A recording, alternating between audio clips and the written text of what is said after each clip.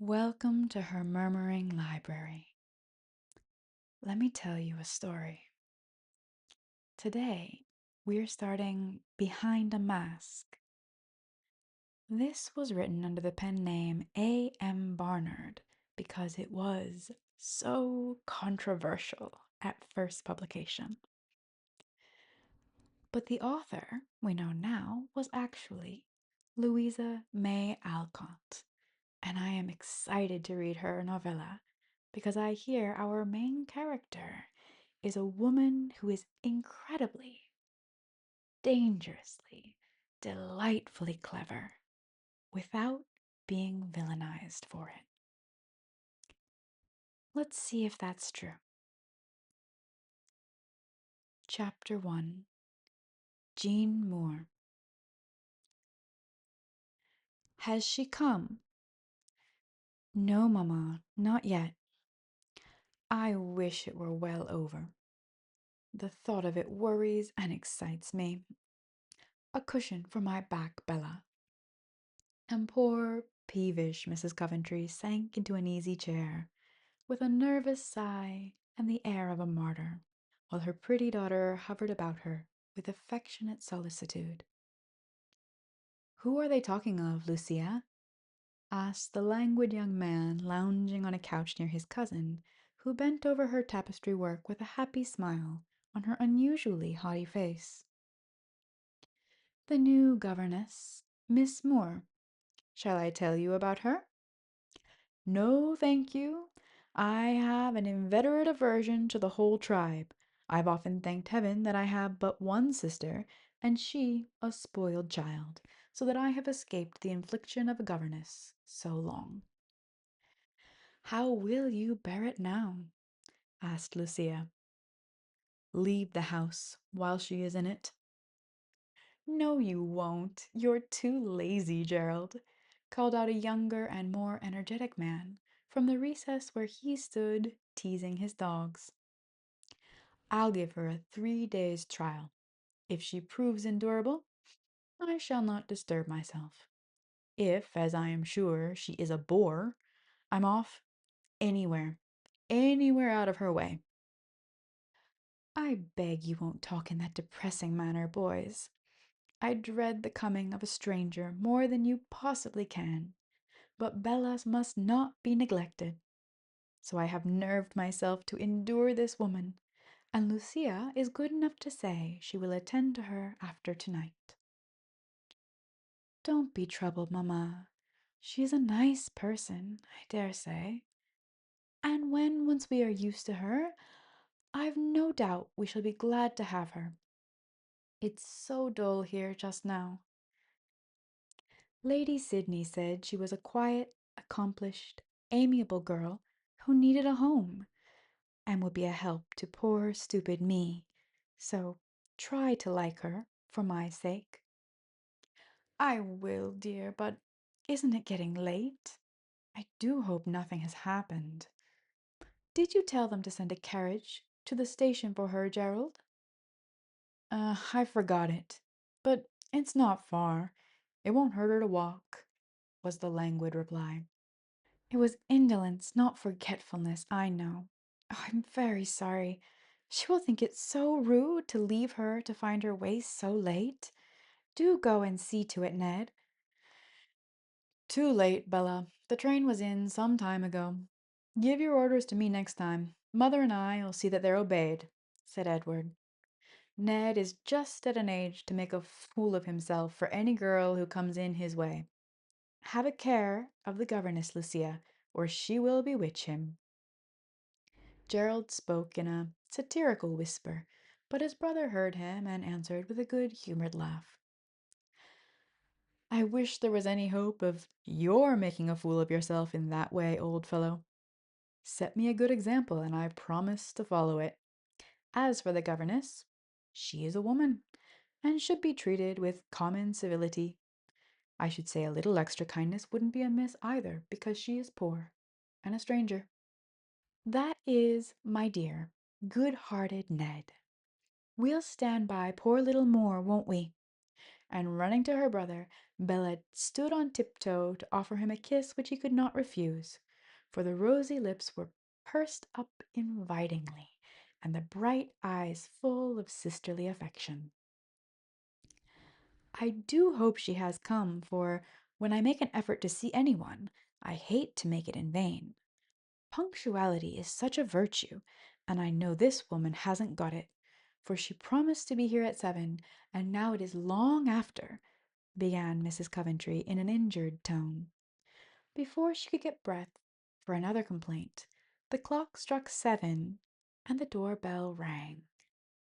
There she is, cried Bella, and turned toward the door as if to go and meet the newcomer. But Lucia arrested her, saying authoritatively, "Stay here, child. It is her place to come to you, not yours to go to her." "Miss Muir," announced a servant, and a little black-robed figure stood in the doorway. For an instant no one stirred, and the governess had time to see and be seen before a word was uttered. All looked at her, and she cast on the household group a keen glance that impressed them curiously. Then her eyes fell, and, bowing slightly, she walked in.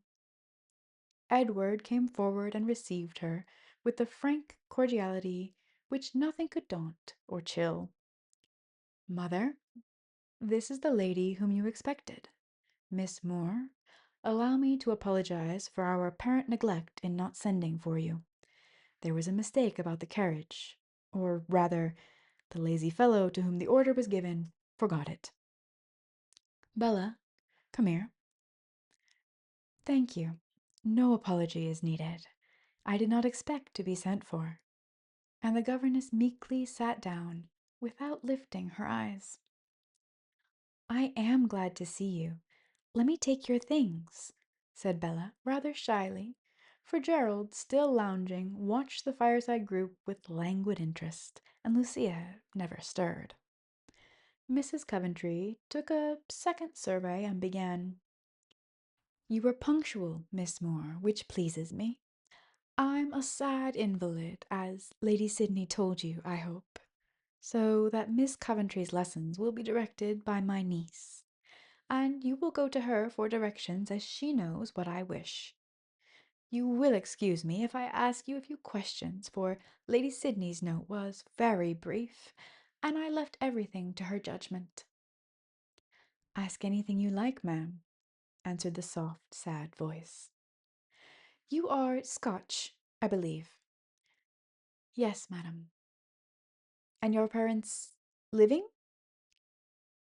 "I have not a relation in the world." "Dear me, how sad! Do you mind telling me your age?" "19." And a smile passed over Miss Moore's lips as she folded her hands with an air of resignation, for the catechism was evidently to be a long one. "So young! Lady Sydney mentioned 25, I think, didn't she, Bella?" "No, mamma. She only said she thought so. Don't ask such questions. It's not pleasant before us all," whispered Bella. A quick, grateful glance shone on her from the suddenly lifted eyes of Miss Moore as she said quietly, "I wish I was 30, but as I am not, I do my best to look and seem old." Of course, everyone looked at her then, and all felt a touch of pity at the sight of the pale-faced girl in her plain black dress, with no ornament but a little silver cross at her throat. Small, thin, and colorless she was, with yellow hair, gray eyes, and sharply cut, irregular, but very expressive features. Poverty seemed to have set its bond stamp upon her, and life to have had for her more frost than sunshine. But something in the lines of the mouth betrayed strength, and the clear, low voice had a curious mixture of command and entreaty in its varying tones. Not an attractive woman, yet not an ordinary one. And as she sat there with her delicate hands lying in her lap, her head bent, and a bitter look on her thin face, she was more intriguing than many a blithe and blooming girl. Bella's heart warmed to her at once, and she drew her seat nearer, while Edward went back to his dogs that his presence might not embarrass her. "You have been ill, I think," continued Mrs. Coventry, who considered this fact the most interesting of all she had heard concerning the governess. "Yes, ma'am. I left the hospital only a week ago." "Are you quite sure it is safe to be in teaching so soon?" "I have no time to lose, and shall soon gain strength here in the country, if you care to keep me." "Hmm. And you are fitted to teach music, French, and drawing?" "I shall endeavor to prove that I am." "Be kind enough to go and play an air or two. I can judge by your touch. I used to play finely when I was a girl." Miss Moore rose, looked about her for the instrument, and seeing it at the other end of the room, went toward it, passing Gerald and Lucia as if she did not see them. Bella followed, and in a moment forgot everything in admiration. Miss Moore played like one who loved music, and was perfect mistress of her art. She charmed them all by the magic of this spell. Even indolent Gerald sat up to listen, and Lucia put down her needle, while Ned watched the slender white fingers as they flew, and wondered at the strength and skill which they possessed. "Please sing," pleaded Bella, as a brilliant overture ended. With the same meek obedience, Miss Moore complied, and began a little Scotch melody, so sweet, so sad, that the girl's eyes filled, and Mrs. Coventry looked for one of her many pocket handkerchiefs. But suddenly the music ceased, for with a vain attempt to support herself, the singer slid from her seat and lay before the startled listeners, as white and rigid as if struck with death.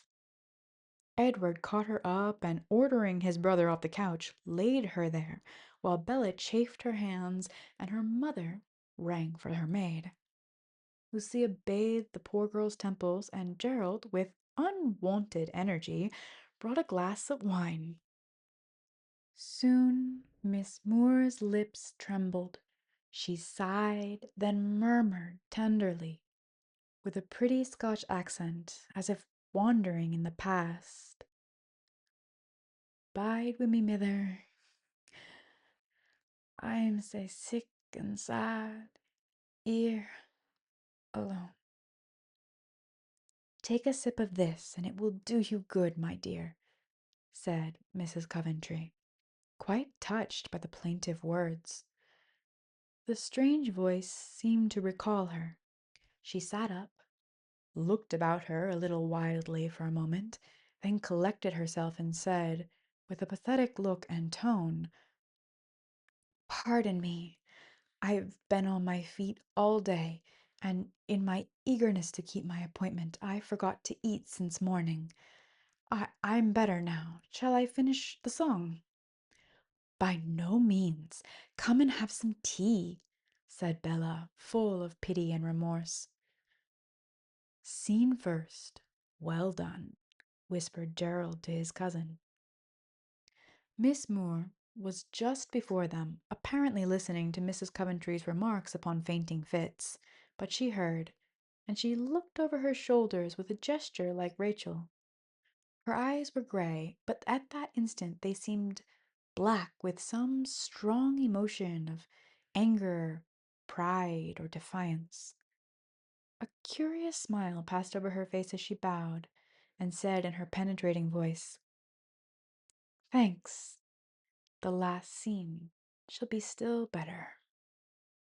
Young Coventry was a cool, indolent man, seldom conscious of any emotion, any passion, pleasurable or otherwise, but at the look, the tone of the governess, he experienced a new sensation, indefinable yet strong. He colored, and for the first time in his life looked abashed. Lucia saw it and hated Miss Moore with a sudden hatred, for in all the years she had passed with her cousin, no look or word of hers had possessed such a power. Coventry was himself again in an instant, with no trace of that passing change, but a look of interest in his usually dreamy eyes and a touch of anger in his sarcastic voice. What a melodramatic young lady. I shall go tomorrow. Lucia laughed and was well pleased when he sauntered away to bring her a cup of tea from the table where a little scene was just taking place. Mrs. Coventry had sunk into her chair again, exhausted by the flurry of the fainting fit. Bella was busied about her, and Edward, eager to feed the pale governess, was awkwardly trying to make the tea, after a beseeching glance at his cousin, which she did not choose to answer. As he upset the caddy and uttered a despairing exclamation, Miss Moore quietly took her place behind the urn, saying with a smile and a shy glance at the young man, "Allow me to assume my duty at once and serve you all. I understand the art of making people comfortable in this way. The scoop, please. I can gather this up quite well alone, if you'll tell me how your mother likes her tea." Edward pulled a chair to the table and made merry over his mishaps, while Miss Moore performed her little task with a skill and grace that made it pleasant to watch. Coventry lingered a moment after she had given him a steaming cup to observe her more nearly, while he asked a question or two of his brother. She took no more notice of him than if he had been a statue, and in the middle of the one remark he addressed to her, she rose to take the sugar basin to Mrs. Coventry, who was quite won by the modest domestic graces of the new governess. "Really, my dear, you are a treasure. I haven't tasted such tea since my poor maid Ellis died. Bella never makes it good, and Miss Lucia always forgets the cream. Whatever you do, you seem to do well, and that is such a comfort. Let me always do this for you, then. It will be a pleasure, madam." And Miss Moore came back to her seat with a faint color in her cheek, which improved her much. "My brother asked if young Sydney was at home when you left," asked Edward, for Gerald would not take the trouble to repeat the question. Miss Moore fixed her eyes on Coventry and answered with a slight tremor of the lips, "No, he left home some weeks ago." The young man went back to his cousin, saying, as he threw himself down beside her, "I shall not go out tomorrow, but wait till the 3 days are out." "Why?" demanded Lucia. Lowering his voice, he said, with a significant nod toward the governess, "Because I have a fancy that she is at the bottom of Sydney's mystery. He's not been himself lately, and now he is gone without a word. I rather like romances in real life, if they are not too long or difficult to read." "Do you think her pretty?" "Far from it. A most uncanny little specimen." "Then why fancy Sydney loves her?" "He's an oddity and likes sensations and things of that sort." "What do you mean, Gerald?" "Get the Moor to look at you as she did at me, and you will understand. Will you have another cup, Juno?" "Yes, please." She liked to have him wait upon her, for he did it to no other woman except his mother. Before he could slowly rise, Miss Moore glided to them with another cup on the salver, and as Lucia took it with a cold nod, the girl said under her breath, "I think it honest to tell you that I possess a quick ear, and cannot help hearing what is said anywhere in the room. What you say of me is no consequence, but you may speak of things which you prefer I should not hear. Therefore, allow me to warn you." And she was gone again, as noiselessly as she came. "How do you like that?" whispered Coventry, as his cousin sat looking after the girl with a disturbed expression. "What an uncomfortable creature to have in the house! I'm very sorry I urged her coming, for your mother has taken a fancy to her, and it will be hard to get rid of her," said Lucia, half angry, half amused. "Hush! She hears every word you say. I know it by the expression on her face, for Ned is talking about horses, and she looks as haughty as ever you did, and that's saying much. Faith, this is getting interesting. Hark, she is speaking. I want to hear." And Lucia laid her hand on her cousin's lips. He kissed it, and then idly amused himself with turning the rings to and fro on the slender fingers. "I have been in France several years, madam, but my friend died, and I came back to be with Lady Sydney till—" Moore paused an instant, then added slowly, "till I fell ill. It was a contagious fever, so I went of my own accord to the hospital, not wishing to endanger her." "Very right, but are you sure there's no danger of infection now?" asked Miss Coventry anxiously. "None, I assure you. I have been well for some time, but did not leave because I preferred to stay there than return to Lady Sydney." "No quarrel, I hope? No trouble of any kind?" "No quarrel, but— well, why not? You have a right to know, and I will not make a foolish mystery out of a very simple thing. As your family only is present, I may tell the truth. I did not go back on the young gentleman's account. Please ask no more." "Ah, I see. Quite prudent and proper, Miss Moore. I shall never allude to it again. Thank you for your frankness. Bella, you will be careful not to mention this to young friends. Girls gossip sadly, and it would annoy Lady Sydney beyond everything to have this talked of." "Very neighborly of Lady S. to send the dangerous young lady here, where there are two young gentlemen to be captivated. I wonder why she didn't keep Sydney after she caught him," murmured Covington to his cousin. "Because she had the utmost contempt for a titled fool." Miss Moore dropped the words almost into his ear, as she bent to take her shawl from the sofa corner.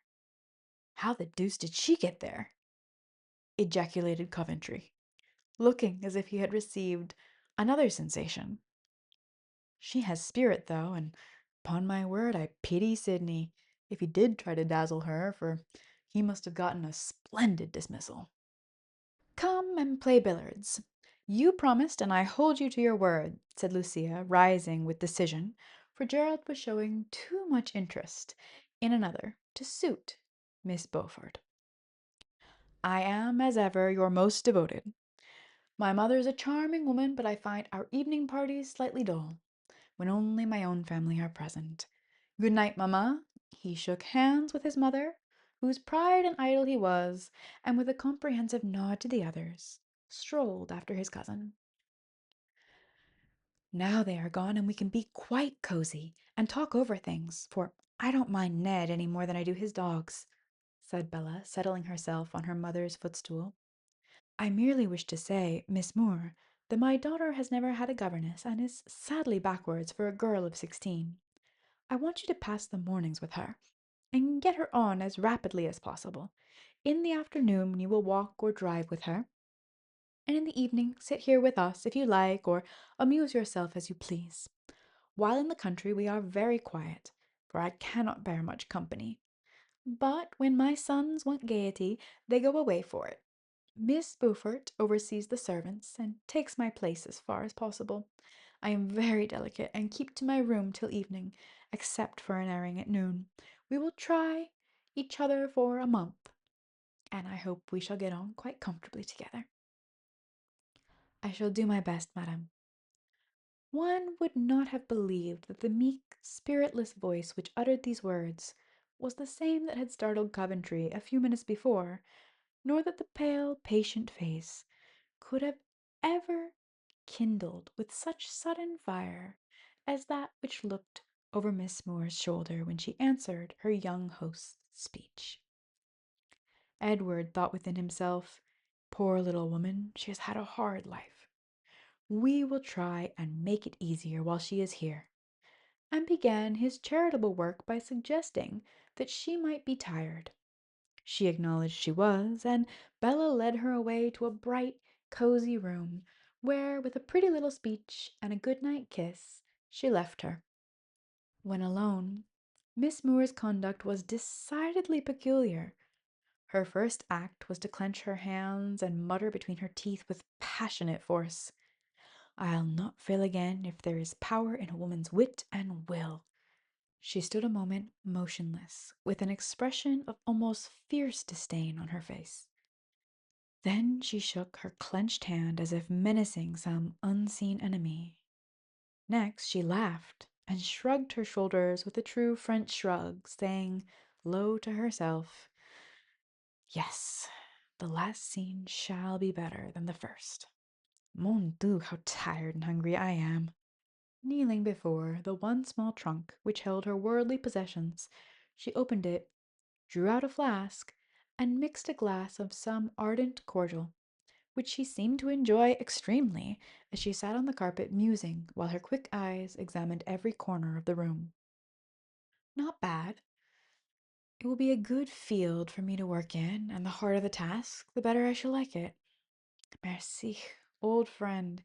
You put heart and courage into me when nothing else will. Come, the curtain is down, so I may be myself for a few hours, if actresses ever are themselves." Still sitting on the floor, she unbound and removed the long, abundant braids from her head, wiping the pink from her face, took out several pearly teeth, and, slipping off her dress, appeared herself indeed, a haggard, worn, and moody woman of 30 at least. The metamorphosis was wonderful, but the disguise was more in the expression she assumed than in any art of costume or false adornment. Now she was alone, and her mobile features settled into their natural expression, weary, hard, bitter.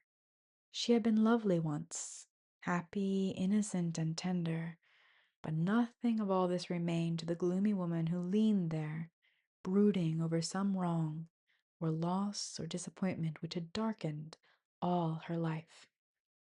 For an hour she sat so, sometimes playing absently with the scanty locks that hung about her face, sometimes lifting the glass to her lips as if the fiery draught warmed her cold blood. And once she half uncovered her breast to eye with a terrible glance the scar of a newly healed wound. At last she rose and crept to bed, like one worn out with weariness and mental pain.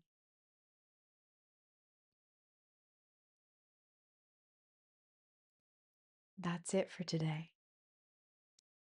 Thank you for listening. And if you enjoyed, feel free to come back because there's always a story waiting.